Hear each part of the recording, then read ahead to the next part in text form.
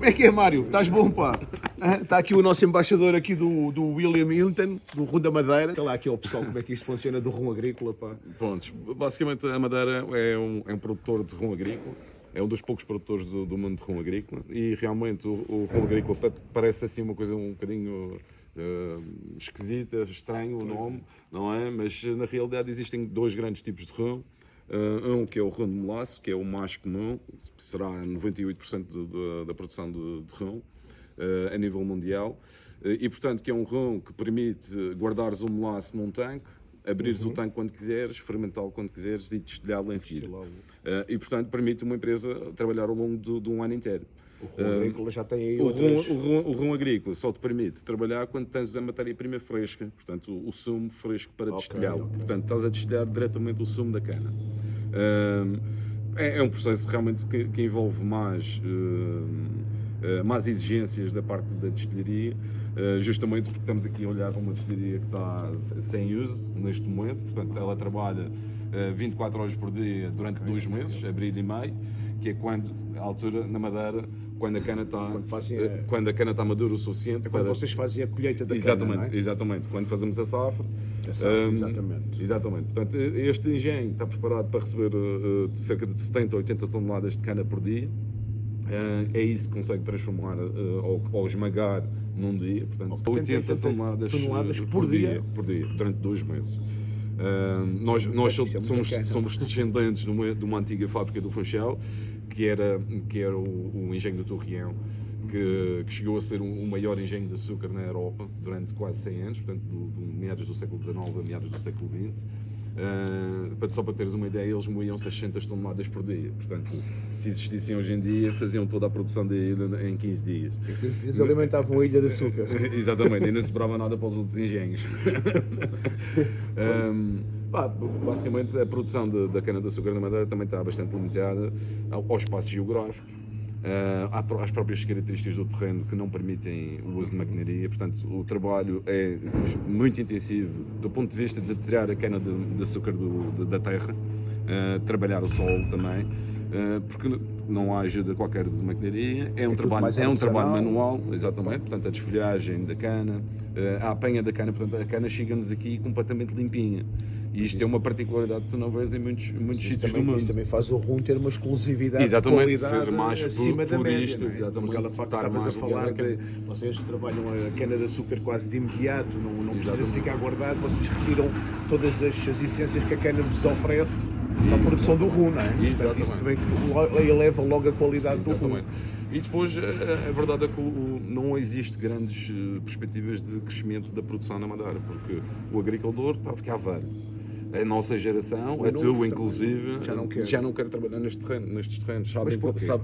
Porque é difícil. É um terreno muito complicado de fazer. Mas tu achas que é difícil o trabalhar no terreno pelas pessoas mais novas? Ou tu achas que as condições em que nós estamos inseridos no mercado a nível de impostos e de produções e não sei o quê, que isso também pode ser uma alavanca contra o pessoal querer investir neste tipo de profissão?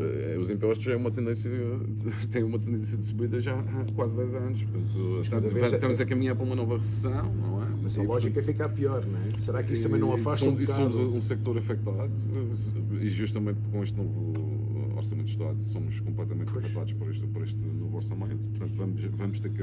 vai haver uma revisão de preços necessários. Isto agora não tem a ver com na comparação, mas tipo, eu penso que porque é que os novos não apostam na agricultura também? Porque é que os novos não apostam aqui noutras... Porque eu acho que eles estão um bocado esmagados contra este sistema todo. É uma área complicada e é assim, se tu pensares em ter um terreno agrícola que seja completamente lisinho, com uma exposição solar espetacular, fácil de regar, aí tu pensas em investir, porque hoje em dia tu pões quase as máquinas todas a trabalhar por ti. Sim, e quase que é automático. Pronto, aqui é impossível fazer isso, e na cana-de-açúcar é impossível fazer isso, porque ela renasce todos os anos, portanto rebenta novos rebentos todos os anos, portanto não consegues controlar bem a própria planta.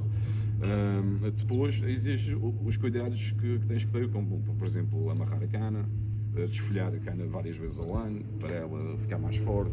E, portanto, este trabalho também tem sido esquecido pelos agricultores, a verdade é essa. Pois é, que depois há uma manutenção o que a gente sente é que os agricultores estão um bocado desamparados do governo, não existe uma ajuda específica e técnica para ajudar os agricultores, como ajudamos os da vinho, por exemplo.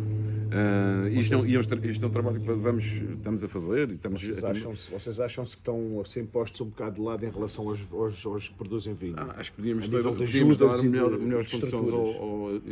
melhores condições e mais ajuda aos agricultores. Eu acho que nisso eles deviam ajudar toda a gente que é empresários que trabalham produtos nacionais e querem alavancar a produção nacional, seja ela o que for. Eu acho que está a faltar um bocado essa parte e estamos a abrir janelas só para alguns. Um dos problemas do sector é só para apanhares a cana-de-açúcar do terreno, o agricultor é capaz de gastar metade daquilo que vai receber. Pois. Portanto, tens aqui um problema logo que o agricultor sente que pronto, é um esforço grande, espera um ano para receber e quando recebe metade ou menos.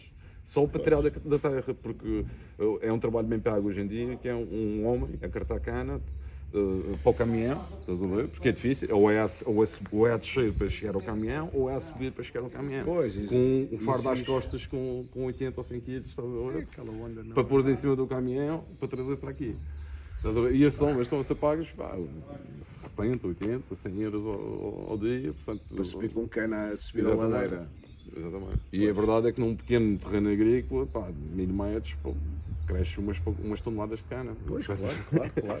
Exige um bocado de trabalho. E o que é que tu achas que vai ser o futuro agora aqui deste mercado? O que é que tu achas que isto vai... dos futuros possíveis poderá ser os próprios engenhos investirem em terrenos agrícolas. Portanto, pode ser uma situação que possa acontecer.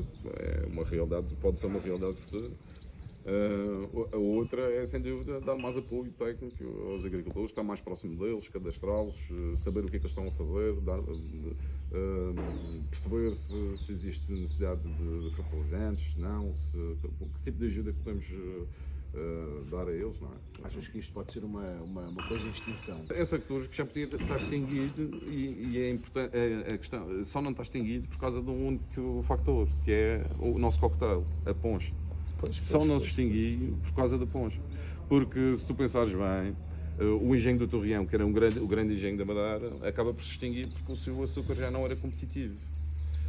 E não se aguentou propriamente no negócio do rão e da aguardente e de outras coisas que eles produziam, que era produziam álcool neutro e outro tipo de produtos.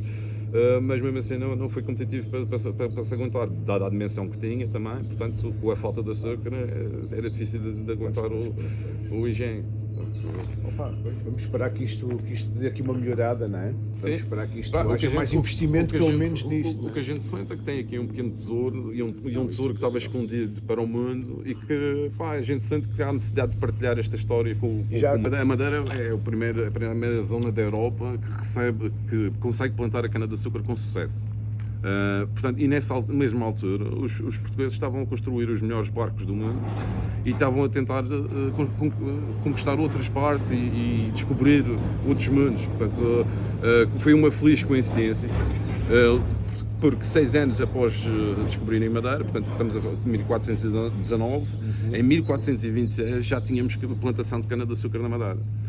E nesse século já tínhamos não sei quantos engenhos, ou no final desse século, ou a meados desse século, já tínhamos não sei quantos engenhos a trabalhar com cana-de-açúcar na Madeira e a produzir açúcar sozinhos para a Europa e para todas as partes que Portugal descobria. O que é que aconteceu? À medida que Portugal foi descobrindo novas zonas, como Cabo Verde, como o Brasil, como Costa Africana, foi introduzindo esta cana-de-açúcar nesses mesmos sítios. Isso é engraçado, é que nós é que levámos a cana-de-açúcar para lá, não é? O que fez, ironicamente, a Madeira perder o seu negócio de açúcar. Portanto, 50 anos depois de descobrirmos a Madeira, descobrimos Cabo Verde. Cabo Verde já conseguia fazer um açúcar mais rentável que a Madeira. Portanto, começou a competir com a Madeira nesse mercado. 50 anos depois descobrimos o Brasil, que praticamente nos aniquilhou em termos do preço do açúcar. Claro. De qualquer maneira, éramos considerados o mais refinado e o mais branco açúcar do mundo. O da Madeira. O da Madeira. Exatamente. E, portanto, demos uma riqueza a Portugal justamente para os descobrimentos e para os navegadores para os navegadores atravessarem os mares e descobrirem novas coisas, e depois foi o próprio Brasil a dar a grande riqueza a Portugal. Claro, porque vai dar a sua dimensão, ao seu clima também e tal, conseguem fazer uma maior plantação de açúcar, mão de obra mais barata também, produção mais barata. É que nós temos ligações com montes de países produtores de rão, porque a Madeira era um sítio uma ilha muito difícil para viver. Não havia rendimentos, as pessoas quase que tinham que se virar umas pelas outras, ou seja, uma pessoa plantava e acabava por trocar com o que a outra pessoa plantava. E era troca por troca, era uma coisa realmente muito rudimentar. Então o que fez com que muita gente saísse da Madeira para trabalhar nos tecidos. Então temos, olha, por exemplo, uma das maiores companhias de bulk do mundo, em Barbados, era Manuel Fernandes. E a Manuel Fernandes era um português, um madeirense que saiu da Madeira e fez um império em termos do ramo bulk. É uma empresa que ainda hoje existe, que foi comprada, não sei, por uma das Bacardias da vida, mas ainda existe o nome e a empresa. Mas foi o português que foi lá. Mas foi o português que foi lá. Saiu daqui e teve que ir para lá. Claro que as influências com o Brasil, os caipiras eram os madeirenses a trabalhar nos campos de cultivo no Brasil, como o Kiki eram os madeirenses a trabalhar nos campos de cultivo no Havaí, com os quais aconteceram várias trocas culturais, como o ukulele, que é uma mistura de 12 instrumentos madeirenses. Portanto, existem ligações enormes com muitos outros produtores de rão no mundo. E sem ser só agrícola. Portanto, claro. E o rum agrícola é a sua pura essência do rum, o mais... Agora, é assim, a produção de rum realmente só chegou mais tarde, com a industrialização à Madeira. Portanto, os primeiros alambiques, tenho ideia, já ter passado por essa data, mas creio que é já finais de 1700 ou meados de 1700. Os primeiros alambiques chamados industriais, que hoje em dia seriam chamados artesanais. Sim, são os artesanais, na altura, pela sua evolução, eram os... Exatamente. Mas a gente não se pode esquecer que se nós produzimos açúcar desde o princípio, ficava algum resíduo. Claro. E a gente de certeza que não deitava esse resíduo ao mar. De certeza que havia alambiques mais pequenos ou mais tradicionais. E que faziam uma produçãozinha ali, nem que fosse para ter em casa só para beber para os amigos, não é? Com certeza, não. Tudo era aproveitado e a gente desde sempre que sabe que tudo que podemos fermentar e que fica com um bom sabor, nós aproveitamos. Sim, geralmente as pessoas que trabalham que são meios mais pequenos, eles reaproveitam tudo, não é? Sim. Portanto, eles reaproveitam quase tudo, seja do cultivo, seja da produção de gado, todas as partes do animal e aquilo que a gente chamava a carne de primeira, a carne de segunda, não é? Então eu estou um bocado aqui a alavancar isso, que também aquele pessoal mas fazia ali, sobrava aquele bocadinho, eles fermentavam aquilo e aquela brincadeira funcionava e tinham ali uma garrafinha para os amigos só. É verdade. É engraçado. Bem, agora vou-te explicar aqui como é que se faz o verdadeiro rum que a gente gosta para a poncha. Portanto, é um rum muito específico e vou-te explicar o processo. Bem, pessoal, é assim, aquilo que o Mário explicou-nos agora aqui é uma aula de história muito abrangente, está bem? Nós pensamos que os outros é que têm aqui a predominância da coisa e nós não damos importância àquilo que nós somos e realmente nós alavancamos esta situação toda e aquilo que o Mário explicou aqui dos caipiras, o calela, né? Que é aquilo que se vê dos havaianos e tal... madeirense, ok? Portanto, esta troca de cultura, esta é uma aula muito interessante que o Mário nos deu aqui de história, está bem?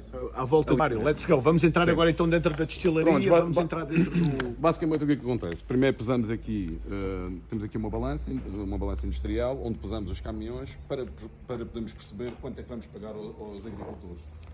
Lembra-te que a gente recebe... Essa balança retira já logo o peso do caminhão. Sim, depois pesamos o caminhão no fim vazio. Portanto, pesamos o caminhão cheio. Pesam na totalidade e depois reduzem retiram o peso. Exatamente.